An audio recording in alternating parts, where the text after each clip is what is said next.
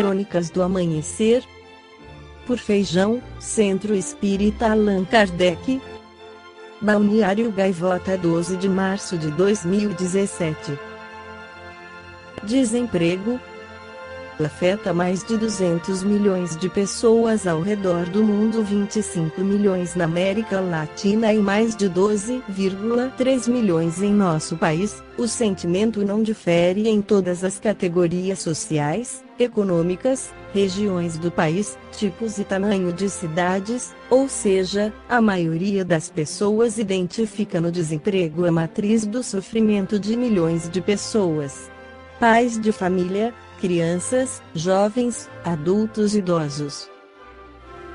Parece que este drama que está bem presente no Brasil não tem motivado nossos governantes, que se preocupam muito mais com seus privilégios do que definirem políticas públicas mais coerentes e que estimulem não apenas a economia a voltar a crescer, mas principalmente tendo o fator trabalho como foco dessas políticas.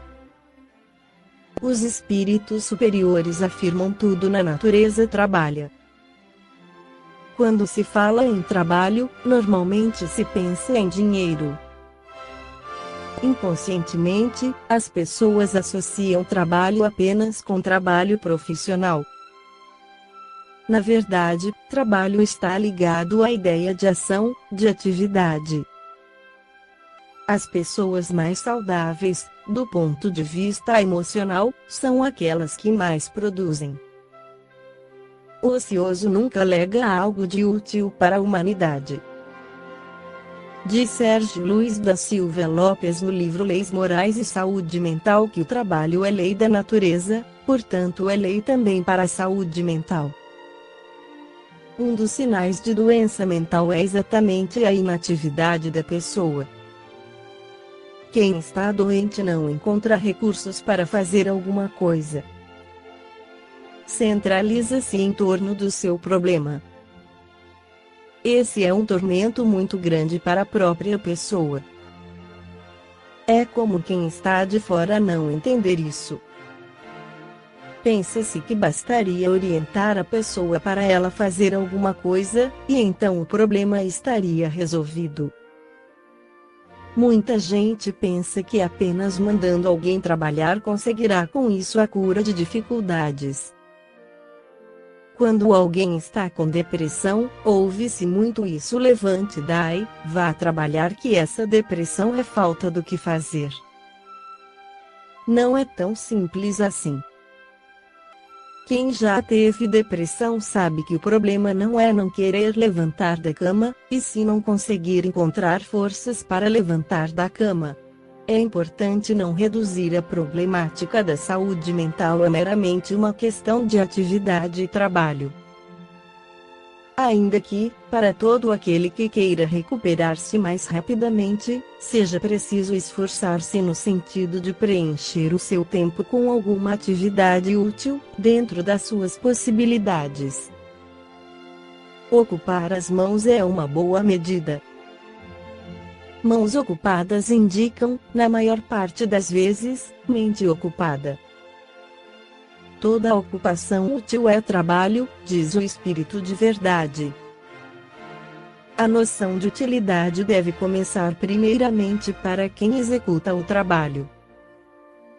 Se a pessoa não tem a dimensão do que está fazendo, se ela opera de modo mecânico e não tem satisfação com sua atividade, mesmo que produza resultados úteis para outras pessoas, esse trabalho não tem o significado que deveria. É comum, principalmente nos dias de hoje, o indivíduo fazer algo de que não gosta, meramente para ganhar um salário ao final do mês.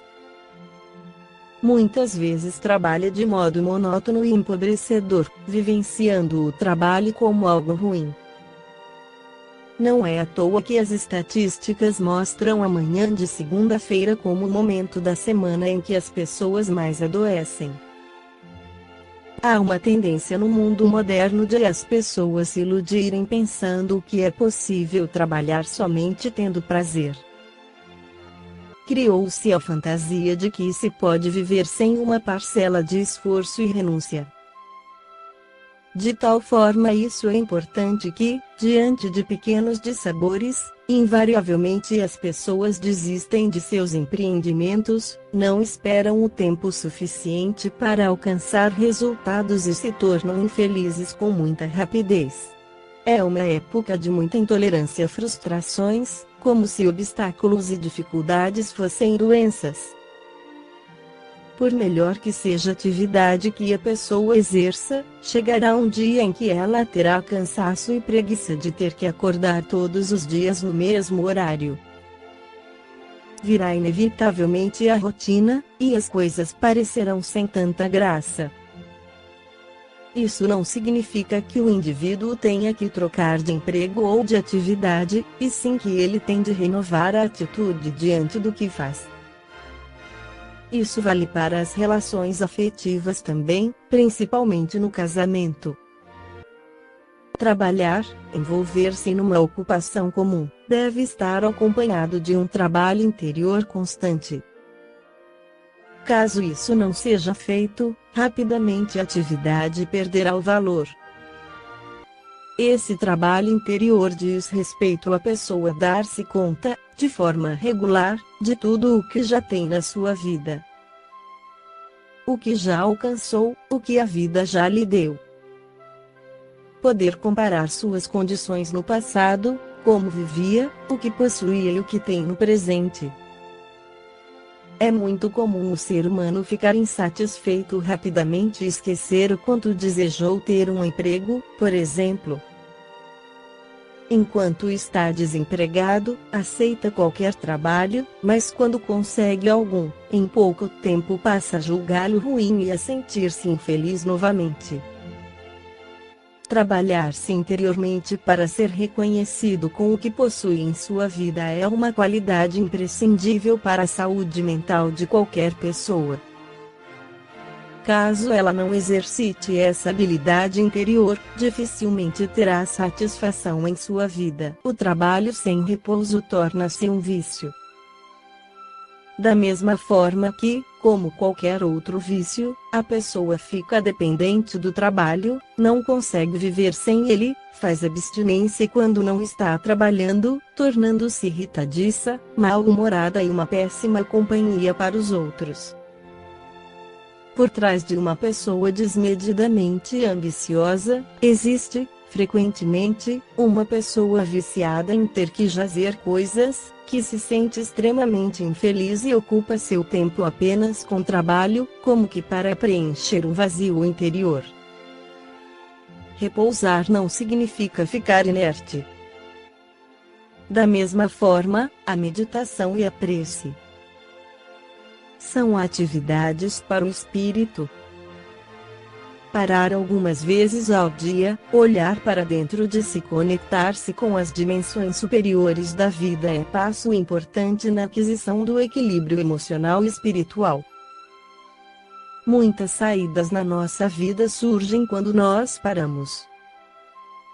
Paramos e deixamos de nos preocupar tanto com coisas que não conseguimos resolver. Tudo na vida exige equilíbrio. Lei do trabalho coexiste com a necessidade do repouso. Esta foi a crônica do amanhecer de 12 de março, por Feijão.